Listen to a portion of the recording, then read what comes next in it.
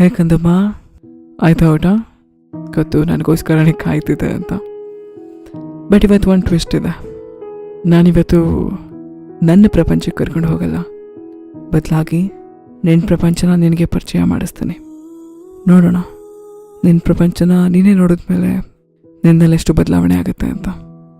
Of course ಇದು ಮಾಡ್ತಿರೋದೆ ನಿನಗೋಸ್ಕರ. And ಇನ್ನೊಂದು ಹೇಳ, ಇವತ್ತು ನೀನು ನನ್ನ ಜೊತೆ ಆಕಾಶದಲ್ಲಿ ಹಾರ್ತೀಯ, ನಿಜವಾಗ್ಲೂ ಹಾರ್ತೀಯ. I promise. ಓಕೆ, ರೆಡಿನಾ? ಏನೂ ಪ್ಯಾಕ್ ಮಾಡ್ಕೊಳ್ಳೋದು ಬೇಡ, ನಾನು ಕರ್ಕೊಂಡು ಹೋಗ್ತೇನೆ. ಬಟ್ ಏನಂದರೆ ನನ್ನ ಕೈ ಹಿಡ್ಕೊಂಡಿರ್ಬೇಕು ನೀನು. ಓಕೆ, ನಾನು ಕಣ್ಬಿಡು ಅಂತ ಹೇಳಿದಾಗಲೇ ಕಣ್ಬಿಡಬೇಕು. ಹೆದರ್ಕೋಬೇಡ, ನಾನಿದ್ದೀನಿ, ನೀನು ಕೆಳಗಡೆ ಬೀಳಲ್ಲ. ಕಣ್ಮುಚ್ಚು. ಓಕೆ, ಕಣ್ಬಿಡಿವಾಗ ನೋಡು ಎಷ್ಟು ಎತ್ತರದಲ್ಲಿದ್ದಾವೆ. ಸುತ್ತಮುತ್ತ ಮೋಡಗಳು, ಕೆಳಗಡೆ ಎಷ್ಟು ಚೆನ್ನಾಗಿ ಕಾಣುತ್ತಲ್ವಾ ರಾತ್ರಿ ಹೊತ್ತು ಈ ಭೂಮಿ. ಅಂದರೆ ನಿನ್ನ ಪ್ರಪಂಚ. ಎಲ್ಲ ಕಡೆ ಲೈಟ್ ಇದೆ, ಆದರೆ ಎಲ್ಲರೂ ಮನೇಲೂ ಎಲ್ಲರೂ ಮನಸ್ಸೊಳಗೂ ಲೈಟ್ ಇದೆಯಾ? ಇವಾಗ ನಿಂಗೆ ಗೊತ್ತಾಗುತ್ತೆ. ಒಂದ್ಸರಿ ನಿನ್ನ ಜೀವನದ ಅತಿ ದೊಡ್ಡ ಕಷ್ಟಗಳನ್ನು ನೆನೆಸ್ಕೊ, ಆಯಿತಾ? ನಿನ್ನ ಕೈಲಿ ಆಗೋದೇ ಇಲ್ಲ ಮಾಡೋಕ್ಕೆ. ನನಗೆ ತುಂಬ ಕಷ್ಟ ಆಗ್ತಿದೆ, ಏನು ಮಾಡಬೇಕು ನನಗೆ ಗೊತ್ತಾಗ್ತಿಲ್ಲ. ಹೇಗಾದರೂ ಇದರಿಂದ ಆಚೆ ಬರಬೇಕು, ಇಲ್ಲ ನನಗೆ ಬದುಕೇ ಬೇಡ ಅನ್ನೋಷ್ಟು ಕಷ್ಟ ನಿನಗಿದೆ ಅಲ್ವಾ? ನಿನ್ನ ಪ್ರಕಾರ ನೆನೆಸ್ಕೋ ಕಷ್ಟನ. ಈಗ ಇಲ್ಲಿಂದನೇ ಕೆಲವೊಂದು ಮನೆಗಳನ್ನ ನೋಡೋಣ, ಜೊತೆಗೆ ಆ ಮನೆ ಒಳಗಡೆ ಏನಾಗ್ತಿದೆ ಅನ್ನೋದನ್ನು ಕೂಡ ಗಮನಿಸೋಣ, ಆಯಿತಾ? ಮನೆಗಳು ಬೇಡ ಬಿಡು, ಮನೆಗಳಿರೋರು ಕೂಡ ಪ್ರಾಬ್ಲಮ್ಸಲ್ಲಿರ್ತಾರೆ. ಆ ಪ್ರಾಬ್ಲಮ್ಸ್ ನಮಗೆ ಬೇಡ.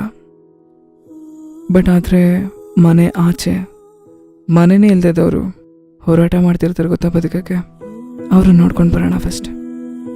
ನೋಡಲಿ, ಸಮಯ 10-10:30 ಆಗಿದೆ. ಅಲ್ಲಿ ಯಾರೋ ಒಬ್ಬರು ತನ್ನ ಮಗುನ ಹೊತ್ಕೊಂಡು ಭಿಕ್ಷೆ ಬೇಡ್ತಿದ್ದಾರೆ. ಊಟಕ್ಕೆ ಬಂಗಾರ, ಬೇರೆ ಏನಕ್ಕೂ ಅಲ್ಲ. ಬೇರೆ ಅವ್ರಿಗೇನು ಬೇಡವೇ ಬೇಡ, ಬರೀ ಊಟ ನೀರು ಅಷ್ಟೇ. ಅಷ್ಟಕ್ಕೆ ಮಾತ್ರ ಅವ್ರು ಹೋರಾಟ ಮಾಡ್ತಿದ್ದಾರೆ. ಅಯ್ಯೋ ಇಲ್ಲಿ ನೋಡು ಈ ಕಡೆ, ಹಾಂ ಎಡಗಡೆ ಕೆಳಗಡೆ ಪಾಪ ಅಲ್ವಾ, ರೋಡಲ್ಲಿ ಮಲಗಿದ್ದಾರೆ. ತಲೆಗೆ ಹಾಕೊಳ್ಳೋಕ್ಕೆ ದೆಂಬಲ್ಲ, ಮೈಮೇಲೆ ಹೊತ್ಕೊಳ್ಳೋಕ್ಕೆ ಕಂಬಳಿ ಇಲ್ಲ.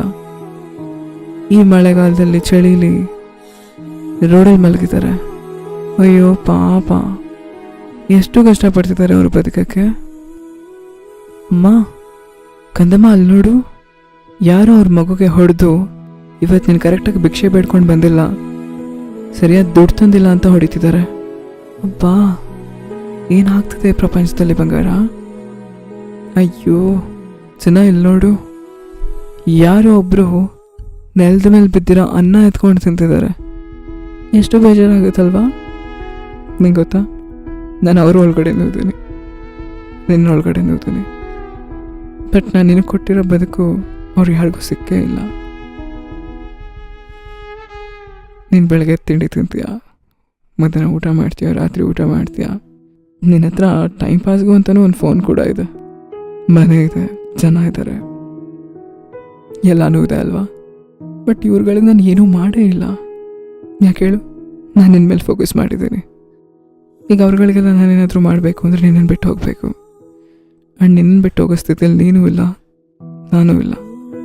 ನಿನ್ನೆಷ್ಟೋ ಕನಸುಗಳು, ಆ ಕನಸುಗಳೆಲ್ಲ ಈಡೇರಿದ್ರೆ ಇವ್ರುಗಳೆಲ್ಲ ತುಂಬ ಚೆನ್ನಾಗಿ ಬದುಕ್ತಾರೆ. ಇವ್ರುಗಳಿಗೆ ನೀನೇ 3 ಹೊತ್ತು ಅನ್ನ ಹಾಕ್ಬೋದು, ಕೆಲಸ ಕೊಡಿಸ್ಬೋದು, ಓದಿಸ್ಬೋದು, ಎಲ್ಲನೂ ಮಾಡ್ಬೋದು ಅಲ್ವಾ? ಬಟ್ ನೀನು ಏನು ಯೋಚನೆ ಮಾಡ್ತಿದ್ದೀಯ ಬಂಗಾರ? ಇವ್ರುಗಳಿಗೆ ಕೊಟ್ಟಿರೋ ಕಷ್ಟನ ನಾನು ಹಿಂಗೆ ಕೊಟ್ಟಿದ್ದೀನಾ?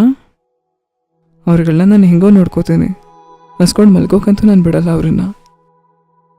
ಆದರೆ ನಾನು ಹಿಂಗೆ ಏನೆಲ್ಲ ಮಾಡ್ತಿದ್ದೀನಿ, ಎಲ್ಲನೂ ಕೊಟ್ಟಿದ್ದೀನಿ. ಎಜುಕೇಷನ್ ಆಗಿರ್ಬೋದು, ಬುದ್ಧಿ ಆಗಿರ್ಬೋದು, ಮೈಯಲ್ಲಿ ಶಕ್ತಿ ಆಗಿರ್ಬೋದು, ಎಲ್ಲನೂ ಕೂಡ.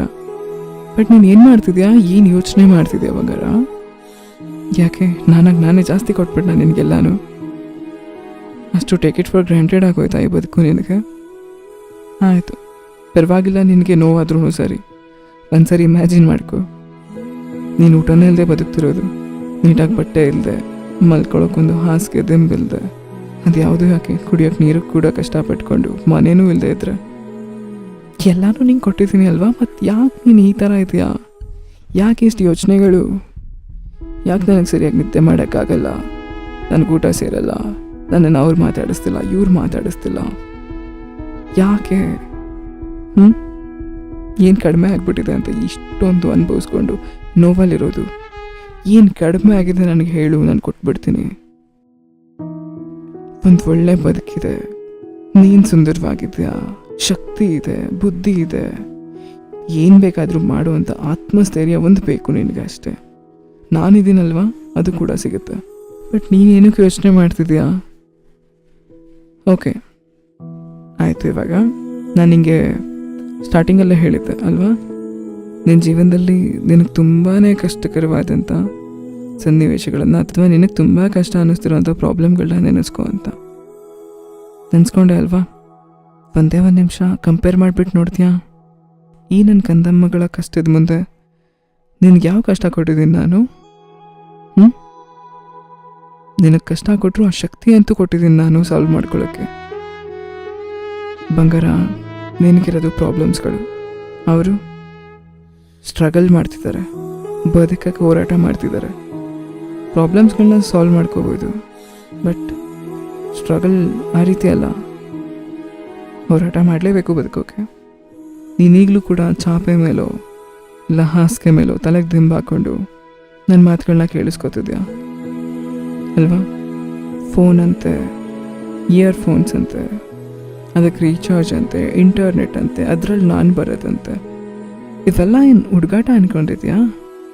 ಹೇಳಿ ಕೇಳಿ ಆಗುತ್ತಾ ಇದು? ಕೋಇನ್ಸಿಡೆನ್ಸ್ ಅಂತೂ ಅಲ್ವೇ ಇಲ್ಲ ನಾನು ನಿನ್ನ ಲೈಫಿಗೆ ಬಂದಿರೋದು, ಮರಿಬೇಡ ಆಯಿತಾ? ಐ ಹೋಪ್ ಈಗಲಾದರೂ ನಿನಗೆ ಅರ್ಥ ಆಗಿರುತ್ತೆ. ಅಟ್ಲೀಸ್ಟ್ ಚೂರಾದರೂ ನಿನ್ನ ಲೈಫಲ್ಲಿ ನೀನು ಯೋಚನೆ ಮಾಡೋ ರೀತಿನ ಬದಲಾಯಿಸ್ಕೋತೀಯ ಅಂತ ಅಂದ್ಕೊಂಡಿದ್ದೀನಿ.